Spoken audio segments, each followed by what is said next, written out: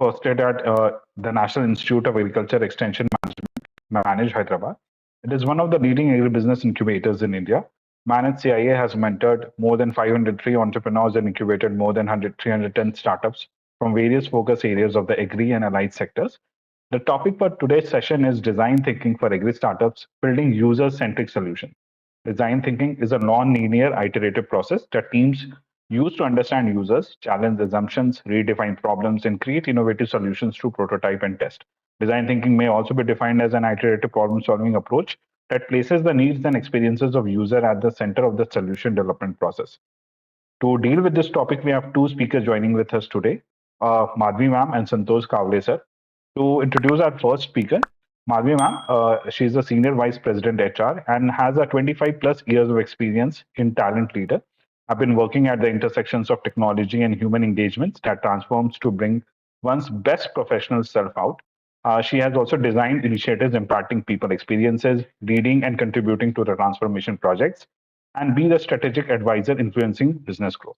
With this small introduction, I would like to hand over the session to Madhvi ma'am. Over to you, ma'am. Thank you so much. This is such a great forum. And I just want to tell that I'm humbled with this opportunity, as well as looking forward for a nice conversation in the next 20 minutes time. Thank you for actually thinking about, I will let Santosh sir talk about it, but mainly for me, this is a priceless possession of being a part of this group. Let me actually share my screen. 1 minute.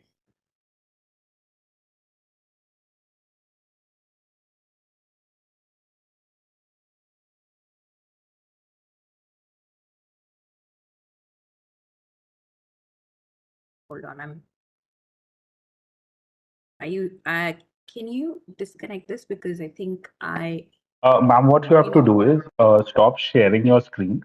And when you share again, yeah, it's fine, ma'am. You can go with the full screen mode. Yeah, totally. Yeah. Okay. Yeah, please go ahead. So a little bit about me. I'm Madhvi, and more than anything else, for me in my last 28 years, this is the best opportunity, I would say, for simple reason that I believe that everyday life situation gives us an opportunity to rethink something that could create an impact in the bigger way. And what bigger way that you could create for people, and in Hindi or Telugu we say Annadata, right? If you're able to actually make their life more easy, when in today's context, everything is a scarcity, whether it is the land, it is the resources, except the population, which is in abundance. And if you could make a difference in their life, I think it's more a survival for each of us than for anybody else in the world. So this is a big, big difference you're making, and making an impact for them more than to anybody else and to us as such. I'm going to focus on a couple of things. So between Santosh sir and I, the way we would actually want to share our experiences with you is that, one, how do you identify some of these everyday challenges, and typically what we operate with, and how do we need to shift the thinking? One is a mindset, and two is the opportunity, and three is like, how do you actually identify those opportunities and pick it up from there? I'm going to share one example, and that just came a few minutes before this particular session started, and I'm amazed. I think it's called Cosmic World and trying to tell you and give you messages. It's a WhatsApp message, and this is a video that talks about Bonpalli market. And typically in any market where it's the food, the raw food which is sold, there is so much of wastage. And this particular video talks about three things. One is that how the food waste is converted into biogas, and the biogas actually helps light the place, which means that you are actually saving electricity, usage of electricity. Two, you are regenerating the wastage into a lighting which is going to be helpful for the entire market. So it's very self-sustainability. Locally, thought and locally implemented per se. Now think about it. That's the world that we are living in today, where there is a world of opportunity. You just need to figure out that what exists and how do we start. And what I'm going to talk about is very design thinking framework. It starts with mindset. And let me actually differentiate what's a typical current state of mindset, because post independence, the best education system that what we were left always allowed us to think or start from the how part of it and never from the why part of it. The rest of the Western world, their education system starts with the why part of it and then ends at the how part of it. Because blame it on the education system. Because of the education system, all of us, from our ecosystem to the way we interact with the environment to what we have learned in the schools, we only start from the how part of it.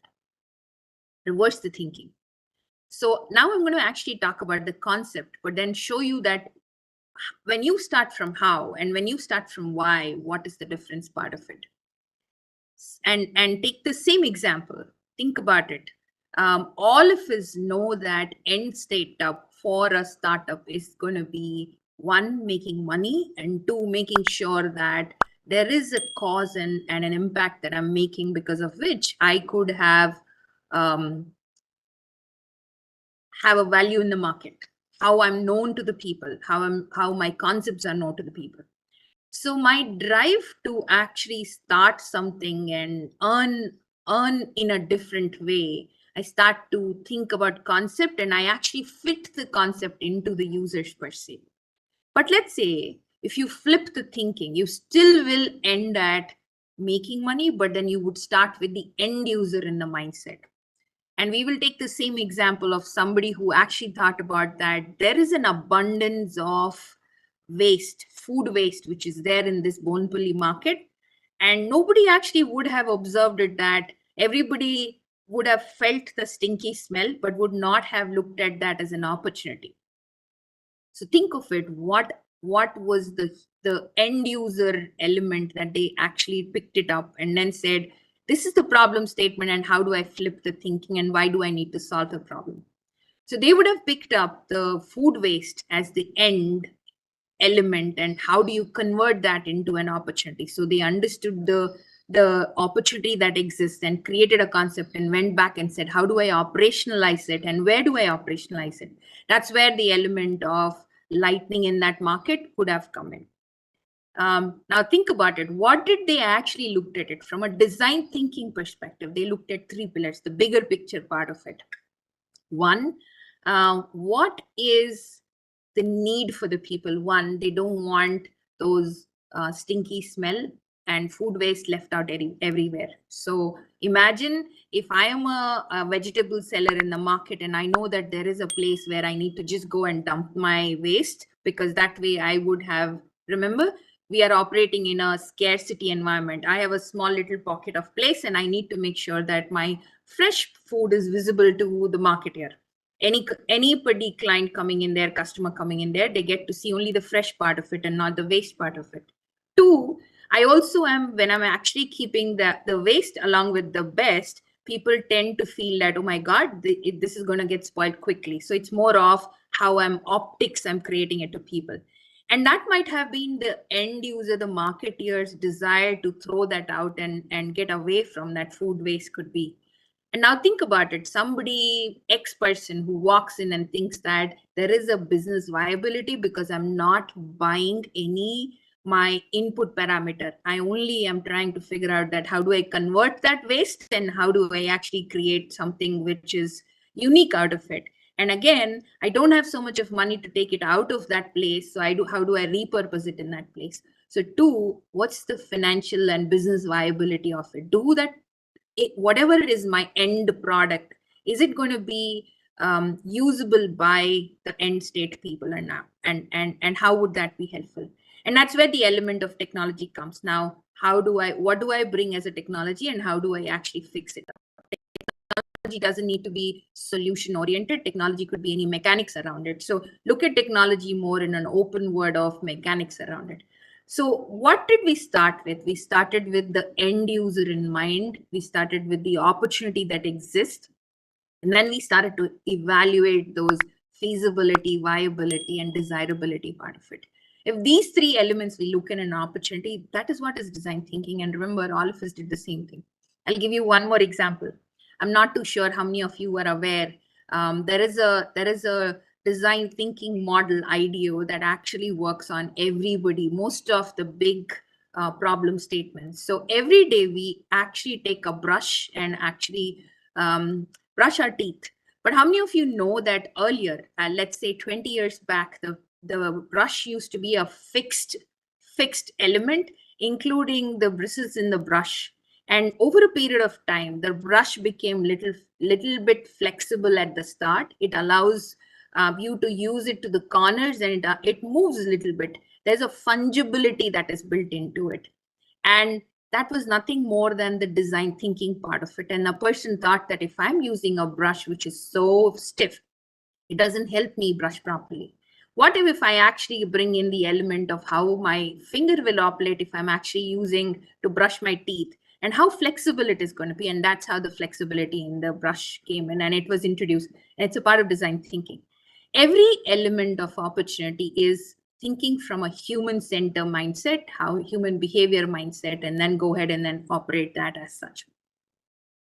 Let me now take you to the next level as to how do you start and where do you start per se. These are the methodology where you start. First is you have to empathize, because that's where you would be able to feel the people. And how you do it is that you go back and interview people. What is the most challenging problem that you're going through, and where do I actually see a way to think of an opportunity? And right now we're actually staying away from solutioning. When you're interviewing somebody, only ask them what is disturbing them and what do they believe would help solve their problem. And don't think about solution. They may not also be able to think about solution. They would say, and let's take the same market situation. I am coming over here to buy vegetables, and I see all these waste out here going around. It sticks to my feet. It looks so bad. It's stinky, blah, blah, blah. When you're interviewing, you would be able to figure out so many questions. If you go back and compare them to say, what's your experience between shopping in, let's say, a Ratnadeep versus coming to this food market, and where and what would you change? That's where you will figure out some of those elements of opportunity. That's where it's called empathizing. And then you go back, and when you look at all those answers, you would see that everything leads to a thread and a bigger problem that everybody commonly is talking about. That's where you start to define that this is the biggest problem, and how do I actually go back and then solve the problem? And that's where you start to ideate and then create a small prototype and test it. Let's stick to only first three steps: empathize, define, and ideate. Empathy is always about interviewing the end user and trying to understand what they are in an environment situation, and why do they want to come out of it? What is actually difficult for them? Now, let me pause here and see if from the methodology framework and what is design thinking, is there any questions that you have? Write down on your paper. Now let's do a little bit of a shift to why are you here as a startup, and what do you want to address it, and some of the common challenges that might be existing in the agri side. Remember, 86% of our people in the farming side have got only 2 acres of land. We might be doing sharing economy in cities like Hyderabad, but that is little bit, while it's a part of the culture, little bit of a fear factor for people in the agriculture side. For them, the sharing economy is a limited mode. While that's not the topic that I want to talk to you, but let me talk to you and throw some of the challenges that exist for if my end user is agriculture as a unit and farmer as the end user. Climate impact, which means that there is so much of unpredictability. It could be that, that in the last 2 months' time, we have seen unseasonal rains and good rains, basically. If I'm not a farmer who has a mango yard as such, I wouldn't be so much worried about it, because for me, rains are a breather of some kind of cool breeze, because it's been hot summer.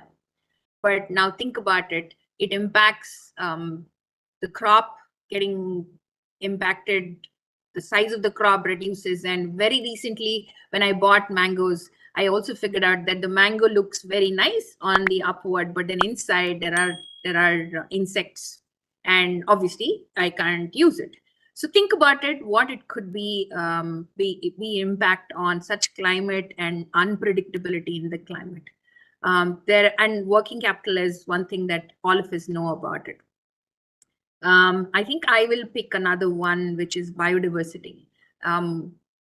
Because so much of pesticide is used, and obviously we all knew that the biodiversity, the what is there in the soil, how it has helped our farming earlier, and with the methodology earlier. Now we are losing that, because so much is happening with so many things that we are trying to do. We are losing those elements. So how do we still protect them and protect the entire ecosystem and then take it together? Those are some of the challenges, and this is just few elements that you could see on the iceberg, tip of the iceberg, and there is so much more which is happening. Now I want to actually challenge it, and this is where I want to leave it and say that what could be the use case, and I'll talk about one technology. A couple of years back, out of some of the opportunity from the company that I'm working in, I got to visit engineering schools, and don't worry about where the engineering schools. And I figured out that some of those engineering school kids, especially in the computer science area, they actually were working on drones and sensors. And when I asked them, what are you doing this for? So they said, there are places where acres of land, you wouldn't be able to figure out that,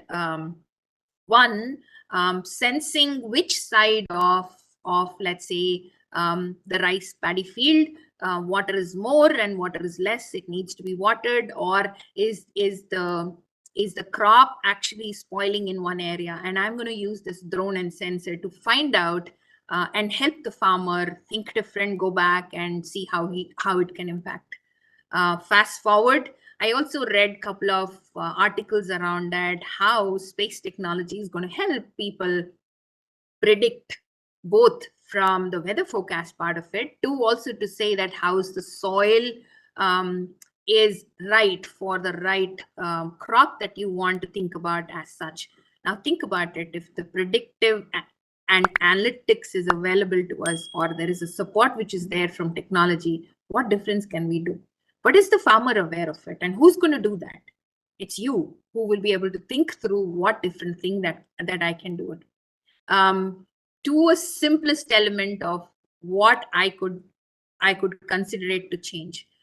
I'm sure each of us would have faced, and my heart breaks when I actually cross the outskirts of Hyderabad and I see some of the farmers throwing their crop. And I've seen this most often happening with tomatoes. They throw it on the sides of the road. Why? Because one, they are not able to pay for transportation. They have the crop, and the crop is really good, but the transportation cost is so high, and that transportation is so bad that by the time they will reach the end user, they would not even get the money out of it. So for them, it's like, let me throw this out. Think about it. Annadatta actually getting upset about his crop. His crop always is like a baby that he has actually nurtured and wants to see how the baby is going to be more productive to help him stand tall for the next crop as such. And those are the opportunity I see. And how do we actually convert those opportunity? I've picked up some elements which could be your way of thinking. Whatever could be the challenge that you're picking up, the use case that you're picking up, where do you start, what do you do, and how do you do it? This is more a thinking from how do you want to cover from a design thinking perspective. I want to pause here and see if you have any questions and take it forward. Otherwise, back to you, Anand. Thank you so much, Madhvi ma'am, for a wonderful presentation and explaining the design thinking, which I personally feels that very complex topics to explain in a very simple manner. You mainly talked about about the pillars of this design thinking, that every agri startup should think on this pillar, that whether is your business is going to be financial viable, and for what this business is going to be supposed to be start for the people, whether they really feels there is a need for your solutions, and what kind of technology will be solving the problems. This is what I get from the US session, so it's really nice. Now I request to my colleague Anupam to introduce our second speaker. Before that, I request to the participants, kindly put your questions in the chat box, or if you want to directly ask questions to the speakers, you can raise your hand. Anupam, please. Okay, thank you, Amit. So introducing our second speaker for the session is Mr. Santosh Kawale sir. Santosh Kawale sir is the founder of an Indian-based design collaborative known as Desi Collab. He's an engineer turned designer and a social entrepreneur. Santosh sir adds a new dimension to the use of tools and techniques of design thinking and innovation in the context of social change and startups in India. He's passionate to empower young innovators and change makers with design thinking approach. With this brief introduction, I would like to hand over the session to Santosh sir. Over to you, sir. Thank you so much. I'm not able to share the screen yet. Yeah, Yeah, I have make you presenter, sir. Now you can share your yes. screen.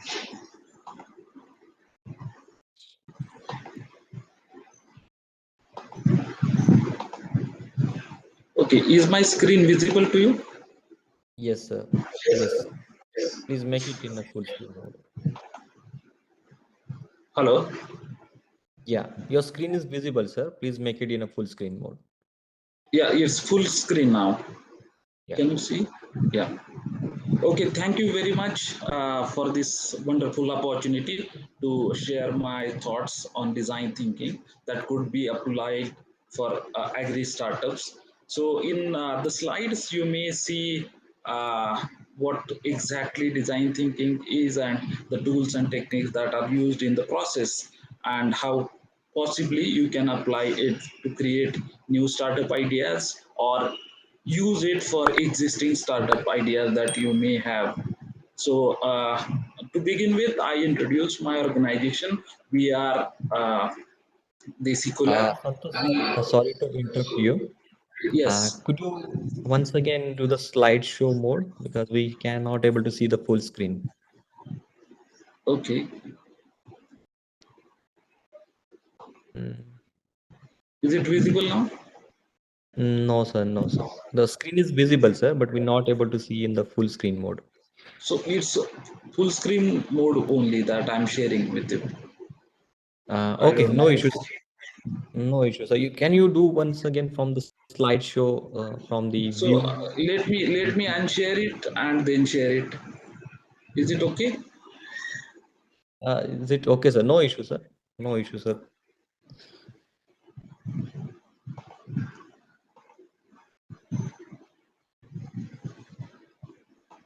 Try to reload it, sir, again. Yeah. Okay, I hope this is visible now. Yeah. The screen is visible now, sir.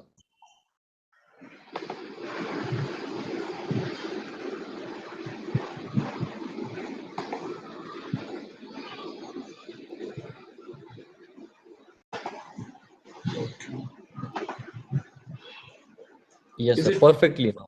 Yeah. okay? Perfect. Good to go So, now, sir. Desi Collab basically is born to create young innovators and change makers that can empower and solve problems in rural as well as urban settings. So, design thinking and innovation methods are the approaches that we undertake to do various things, and then that way we build creative confidence to help people to emerge as catalyst in the process of national development. So we are a team of experts working in design, innovation, and co-working based in Pune. We have pool of mentors and experts that come together on various projects. We basically help companies, NGOs, and educational institutes to come up with seemingly unreachable solutions by rethinking the problem situation that they have.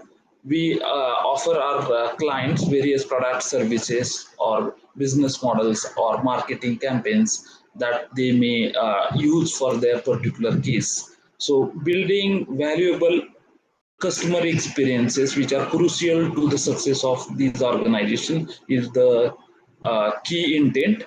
We strongly believe in multidisciplinary approach and co-creation.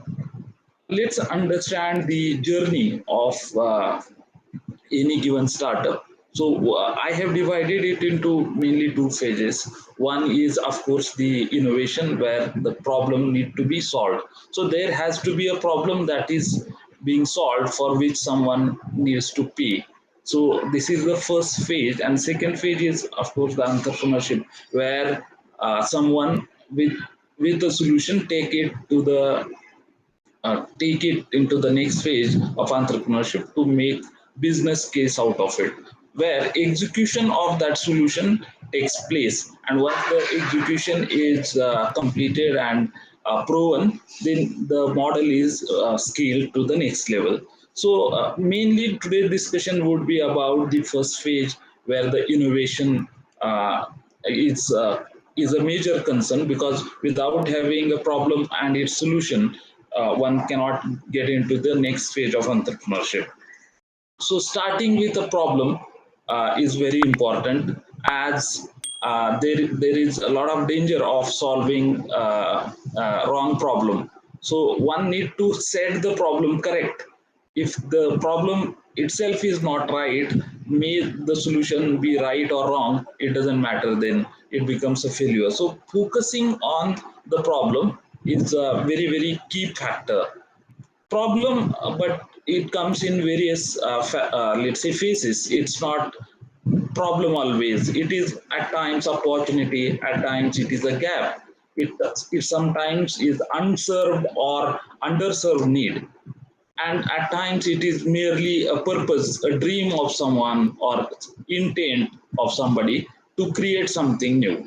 So problem cannot be always a problem. Yeah, but it is still important to look for the problems and not the solutions, as focusing on needs is very important, because they last longer than any specific solution does. So if you take example of long distance communication for the discussion today, what we can see is long distance communication as a need remained, but it changed, and it took the solution took various shapes. So initially, people used to do the long distance communication by using pigeons, like by sending the messages or sending the messengers from point A to point B just to pass on some message. So that was the time when there was a long distance communication as a need, and in today's era we still have that need, but the shape and form of the solution has completely changed, as we use cell phone, we use online communication softwares, we use emails. So the need that was there earlier was still there, and today it persists, but then the solution has changed. So better to focus, if we focus on the real needs, there are chances to create something new, innovative. If we go back in the past and think of a device that could make the same happen very easily, someone would have not believed, isn't it? So it is always interesting or very important to focus on the needs to create innovative solution for the problems. But how and where one can look for the problem? So in agricultural ecosystem, there can be many places. Like when we say agriculture, it's not only about the farmers, but there is a whole supply chain. One can call it as a value chain as well. So farmer, the market, the governance, the community, the institutes that fund these things, NGOs, many stakeholders are there, and opportunity lies at let's say in the space of each stakeholder. So we need to look deeper into these situations, these contexts, and let's say day-to-day life of these stakeholders to find the opportunity to solve the problems for them. So how does innovator look at those problems, or let's say how do they find the problem? So they need to go to the customer's environment. They have to watch and record, ask and record. This recording is very important, as then you have better chance to look at the whole information and analyze that information. One needs to also collect the electric form of data, because all the time when we visit or meet, talk to people, we are not in let's say we are not very mindful to look at each issues that they may have, or even observation wise, if we have certain perspective to look at the issue, we just hold that perspective and we lose a lot of other insights and information. So it's always better to collect electric form of data. Looking beyond the immediately solvable problem gives a lot of perks and let's say rewards. Therefore one need to, let's say, look beyond immediately solvable problems, and they may give, let's say, traditional or let's say solutions that are already done by the other people. Later, when you come back, you have to interpret the data information and convert it into really an understandable format and interpret it properly, reframe it. So this is very important to be considered, because the problem that is under consideration would be focused only when we reframe the problem and then come up with our version of understanding of that particular situation or the problem scenario. So needs are difficult to detect. Uncovering them reliably requires organized research effort of need finding. So we need to employ let's say right amount of energy efforts in finding the needs. In solving those problems, once we discovered, we need creativity, which by definition is let's say necessity to achieve the innovation. So the characteristics of the person and the environment influences this creative process. So we need to understand these parameters, what makes us creative. It is let's say useful for creating the novel ideas and successfully implementing it. Novelty and usefulness will come in the solution by creativity only. So how does one do that?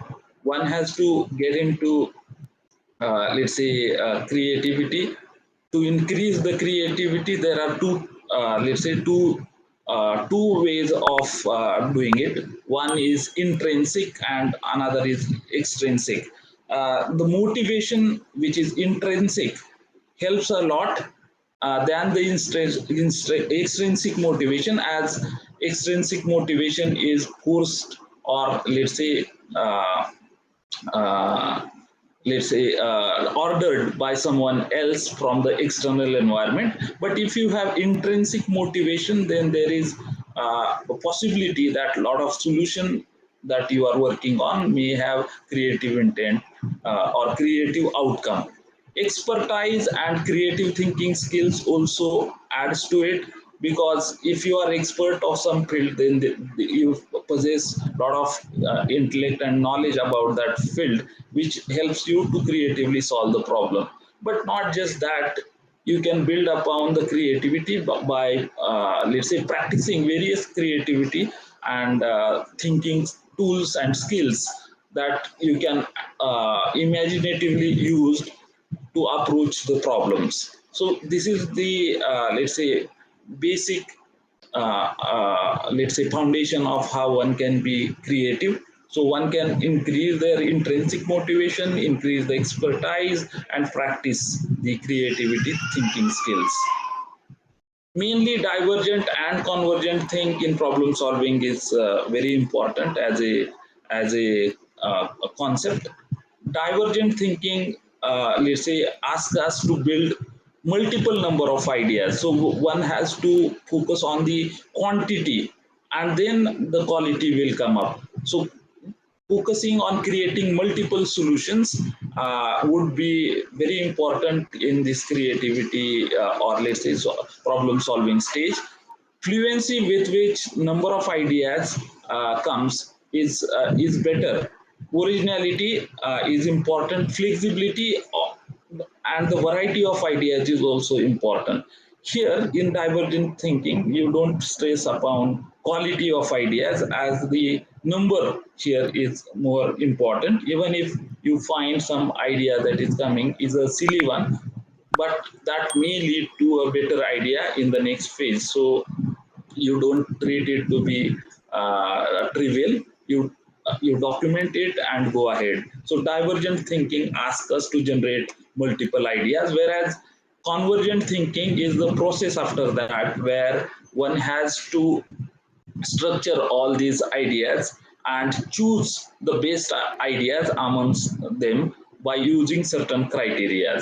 So here one has to give fair chance to each options that is generated in the earlier stage of divergent thinking, so that one can focus, because even if you build multiple ideas, you cannot put all your energy in creating all these ideas, or even some of the ideas are not worthy to be taken ahead. So in convergent thinking, you literally try to let's say filter these ideas and just choose couple of them to take them ahead.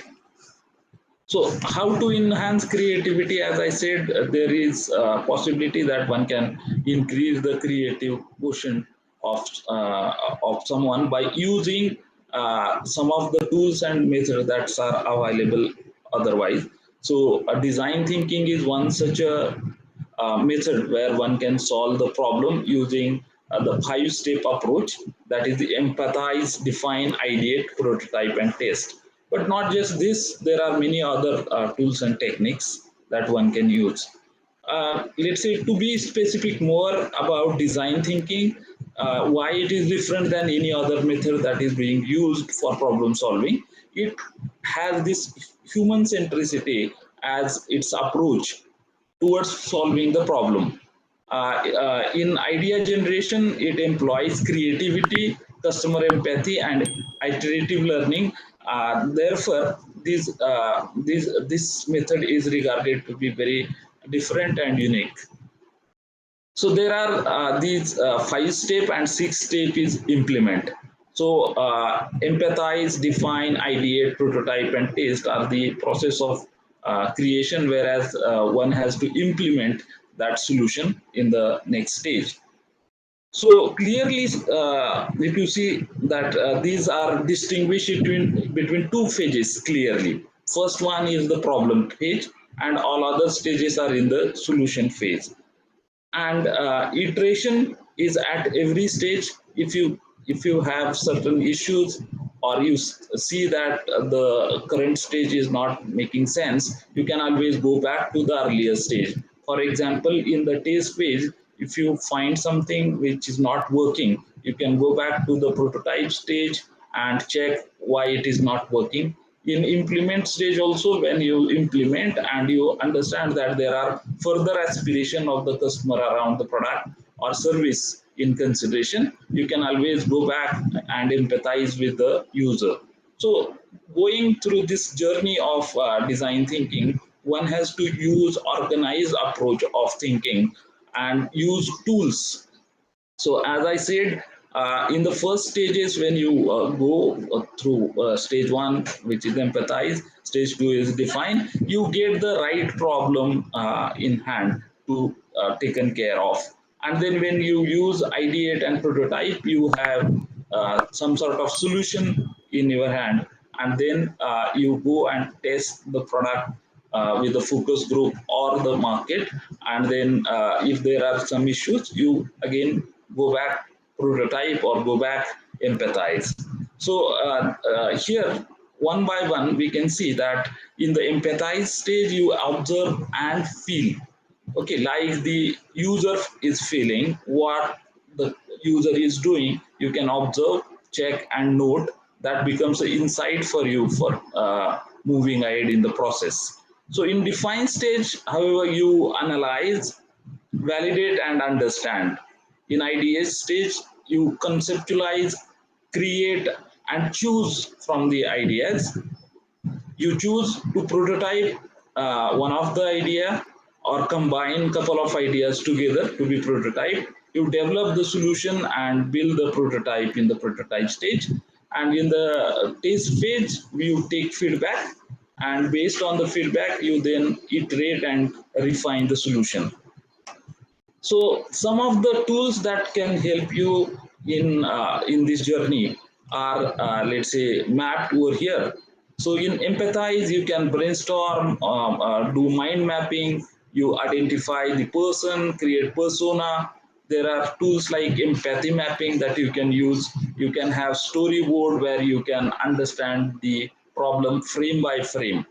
In define stage, you have problem definition tool, 5 why analysis, fishbone diagram that are like cause and effect analysis. You have tools like WH questions, problem tree, SWOT analysis, which gives you better understanding of what exactly is the problem all about, and you can very precisely come up with the definition, because clear definition before you process the problem in the solution phase is very important, not for not wasting your efforts. In solution phase, however, in ideas stage, there are many creativity related tools to help you come up with interesting ideas that are novel and different than someone else. So here you can come up with faster idea generation with the solution using faster idea generation, thinking hat, scamper, random word, and many more. In prototype, you may have simple sketches, digital models, videos, mock-ups, and even the prototypes like 3D printed or paper models based on the kind of solution that you are opting for. In test phase, you can have user demonstration, usability testings, and let's say survey using the solution, or you may have feedback and inputs given by the users to be imbibed in the design thinking process in the iteration phase. So design thinking process, as I said, in empathize stage, if you want to solve the problem in agriculture, you may go directly and visit people, see what they are doing, what they are feeling, experience what they are actually doing in day-to-day life. So you build better understanding of your stakeholders and decode their liking, their aspiration, and pinpoints. So most of the times we have certain understanding of the problem, but our perspective varies. As this very old story in mythology suggests us that so I try to relate it with the problems. So problem for us may be totally different than problem for others. So our perception of the problem not necessarily is the best version. So what we have to do is we have to check upon and have the bird's eye view, have in-depth research and deep dive in the user's environment to come up with the real understanding of the problem and not to go merely by our version of what the problem is all about. So to do this, we need to know our customer better. So building the persona where we are, let's say, actually characterizing that particular user or customer is very important. Understanding their interests, personality, skills, their various aspects of their personality is very important to be taken in account. While you go and visit this customer, one can always map their insights into this particular interesting tool called empathy mapping. So what they are thinking, feeling, saying, doing can be understood very well and recorded. And based on these understanding, what are their pain points and aspirations or gain points can be decoded. This research is very important to be done as it gives very important insights. So how do we do research better is feeling, empathizing with the user by feeling the problem, observing whatever is not being expressed or told by the user, one need to observe. It's like reading between the line. Recording, quantifying is important, not just like you cannot go by what one user says. So you need to know the data about how many people are facing the similar problem, whether the intensity of the problem is high, whether the problem is worth solving. So intensity and scale is very important to be understood. Synthesizing is the process where you make sense of the data that you have gathered in this feed, and analyzing what you had in mind as a problem or your version of the problem, which is hypothesis. Validating it is very important. So once you validate, you have to define the problem. You have to again, let's say, come up with a brief, short, and clear information. Let's say as a problem statement. Once you get the problem statement correct Sir, after the yes. sorry to interrupt you. Could you please summarize in a few minutes? Next few Sure. minutes. I just run through quickly and uh, go ahead. Okay. Yes, sir. So in define stage, one can have the tool like problem definition, where you can, by using this tool, you can come up with really crisp, let's say, definition of the problem and probably the variants of the problem definition. Okay, coming up with the SWOT analysis based on the research is very important to have the focused efforts in certain area of the total problem situation. So ideating the solution by using the creativity and exploration is important. One of the tool which is faster idea generation that is mentioned here. You may let's say use many other tools that are there. Prototyping these solutions will help us to understand whether such an idea actually work, what might be the issue, whether if it is a physical product as a solution, you may understand scale, proportion, material usage, its ergonomic, product packaging, and many issues that may arise.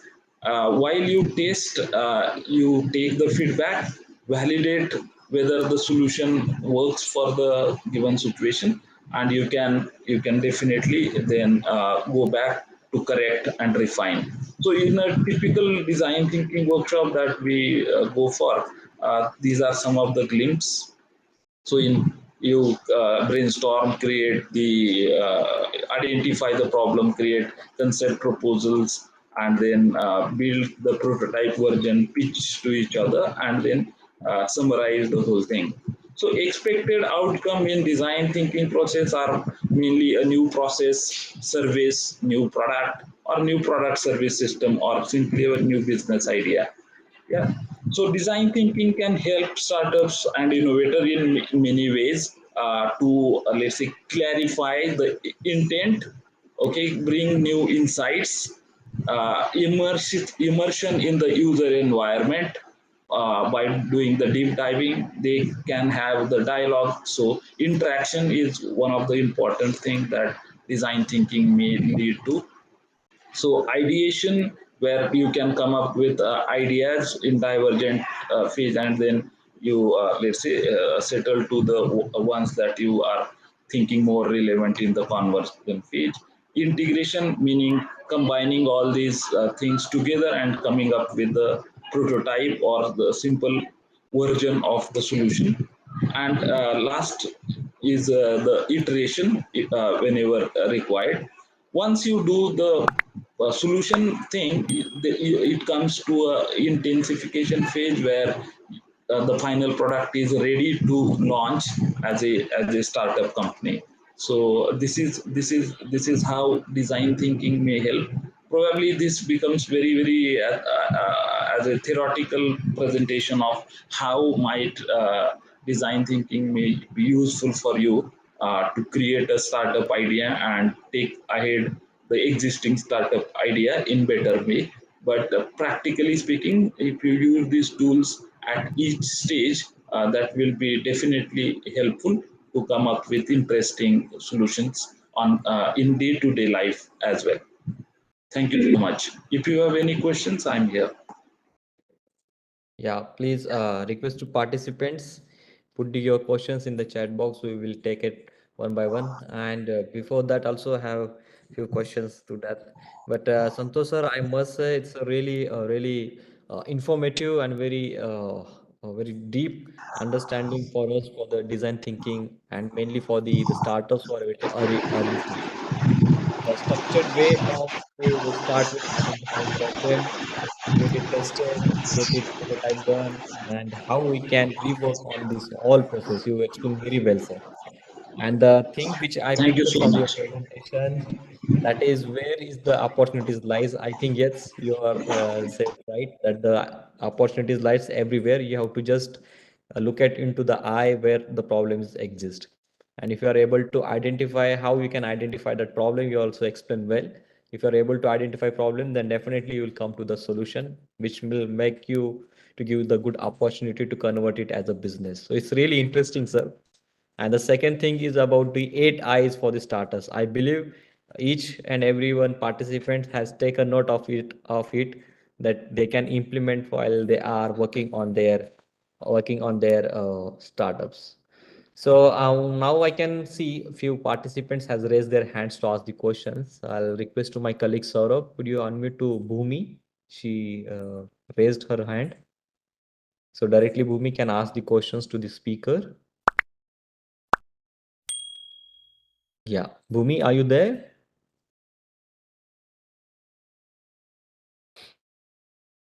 Hello? I think she's on mute. Yeah, Bhumi, are you there? Okay. I think Abdul has raised his hand. Saurabh, could you unmute him? Yeah, Abdul, you want to ask the questions to the speaker? Hello?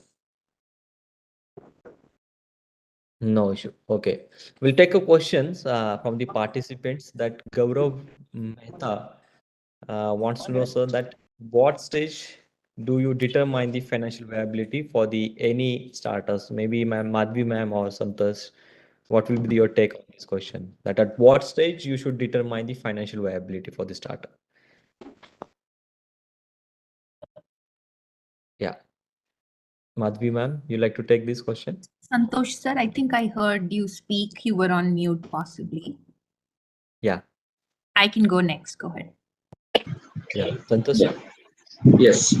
So as you see the plot of the startup journey, I believe that getting into the solution first is very important. If you have the solution, then there comes the competition analysis, whether there are solutions existing on the market, whether my solution fits in, whether my solution is better in terms of features and possibilities. So once you are there, you can see and verify whether the solution that you are proposing with certain price range is directly making sense to the audience that you are targeting that solution to. If that is if the answer is yes, it is feasible financially, then I think you can let's say come up with the numbers, and then you do the financial projections and check whether the startup as a whole, not just the solution, is financially viable as a venture. I think it comes later after you are coming up with the solution to the problem. Before, it is really difficult to analyze and assess? I agree. I would just say that between the ideate and prototype, you would figure out that is this how financially viable it is. And many a times in the prototype, we might start with very low cost model, yeah, as a part of the prototype, and we realize that if we scale it up, it would be extremely expensive for us to sell it in the market. And that's where we need to go back to the first segment of interview that we are actually doing with the end user to say, is it affordable for them? Is this the one that will actually give me the business share that I'm looking at it? So between the ideate to prototype and prototype to test it, we will be able to, these are the 2 points where we will be able to figure out that from a viability, financial viability, am I ready?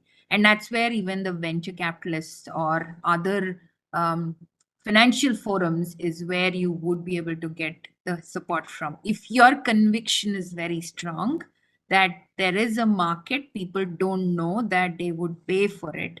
The moment they see value, they will be able to pay for it. However, in order for you to have that conviction, you would have to go through some of those questions. Go back to the way Santosh sir mentioned, that you have to go back to your start point to say that, is this what I want to chase? And is this how I want to chase? Yeah, indeed, ma'am. Totally agreed. In the That real life scenarios, most of the times when we go for testing, there is always a question whether how much would you like to pay for the solution of this kind, because unless you have the tangible solution that is being used by the user, they may not reflect on that particular question. So it is always a question that is planted in the test phase along with the functional testing. And I was just absolutely. thinking one more is that not necessary always it's going to be buy. So when you are actually proposing your product, it could be a buy or a lease or a rental. So your way of looking at it, when you decide that a product will have X value, and if I have to scale it up, not necessary every time somebody has to buy it.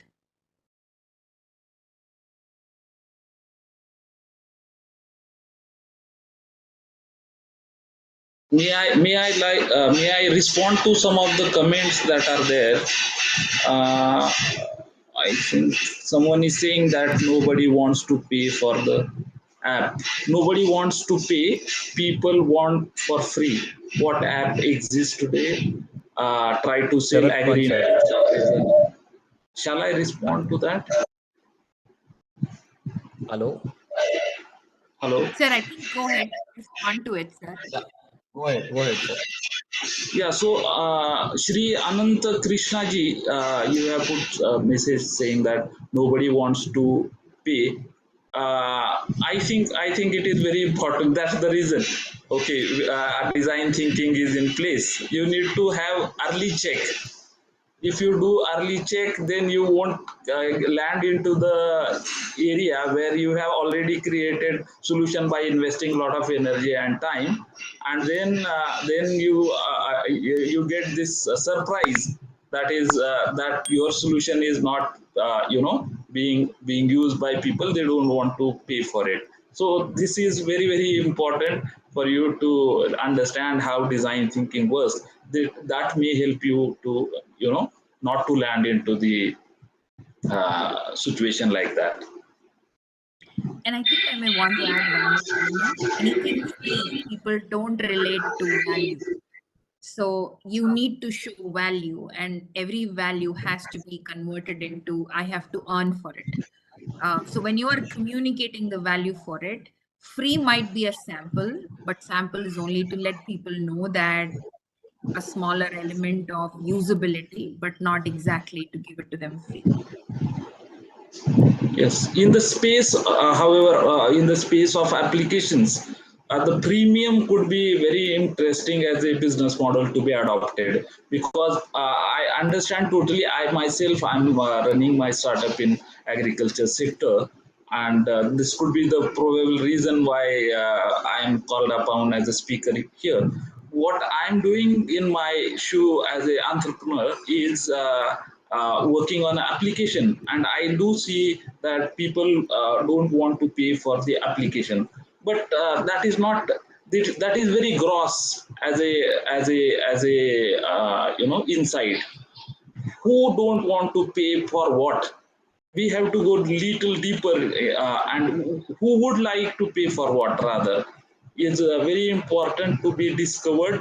And once we act on that, I think there will be a value that we can offer for which people may like to pay for. So premium is the right approach to get into the applications. I want to add on one element of apps. Your question also included what apps exist today. Remember, while we are digitized, not everybody, like the way it is in the urban or city spaces where people are used to apps. So you need to figure out that app is a communication mode to reach to the end user. What is the communication mode where you need to promote the product is the way that you need to look at it. It could be some of those places where they often visit. There has to be conversation from there. Everything doesn't need to be an app mode because end user may not have access to apps as such. Yeah, I totally agree. And adding to the point that ma'am made, I think digital and physical world, they are let's say considered to be separate things. But when we think of phygital as a strategy, that may make more sense in the context that we are, or the era that we are living in. There is a lot of it's like a transition period where people are moving towards digital world as well. So in these cases, something trustworthy to be promoted in the market only in the digital format is pretty difficult, and let alone the urban context. But in the rural this thing, there is a very difficult situation to propose these solutions in digital format and get paid for it. So phygital is the good strategy where something is physical and digital is bringing or helping to get closer to the physical services. Yeah, sir. I totally agree with you that the few agri startups which are we are dealing with the same pre-premium model, they are really feeling difficult to get the money out of, and that too from the farmer's pocket. It's really difficult in the agriculture domain, and I can see related to that many questions are going on, and I think there can be a separate topic to discuss on this issue that how the startup can get the pre-premium model and get the business out of their model, but that can be discussed in the another forum, as the today's topic is very interesting to talk about the ideation main stage, and I hope it is really going to be helpful to the participants. I can see many questions are coming in the chat box, but due to time constraint we're not able to take more many questions, but yeah, they can reach to the speakers their details in the chat box, and also we are going to share the details through email who are the registered participants. So before coming to the end of this webinar, I would like to make a few announcement that Agri-Eureka Challenge, the business competition we run across the India. The last date of to apply this challenge is 31st of May. So what is the benefit out of it? The agri startups who are at ideation stage, they may get the opportunity to get incubated with managed CIA, and under RQBI Rapta, they may get opportunity to go got funding up to 5 lakh rupees to 25 lakh rupees, depends on the ideation stage and the MVP stage startups. Along with that, we run few couple of training programs, pre-incubation program, digital marketing programs. There are links also in the chat box, and you can follow our social media pages to get the regular updates from our end. So this is for the our participants, and I request to give kindly the feedback of the today's sessions, and you can suggest the new upcoming topics for our webinars. So with this short note, I would like to say thank you to the all participants and being interactive and asking the very interesting questions to the speakers. And mainly today's two main speakers, I think it's very short time to discuss this very huge topic, but still they manage somehow and giving your time to deliver a talk on this topic. I would like to say thank you from all the our managed team and all the participants. Thank you so much. Thank you so much for having us here. All the best, and Thanks. thank you so much. Thank you, ma'am. Thank you. Thank you all.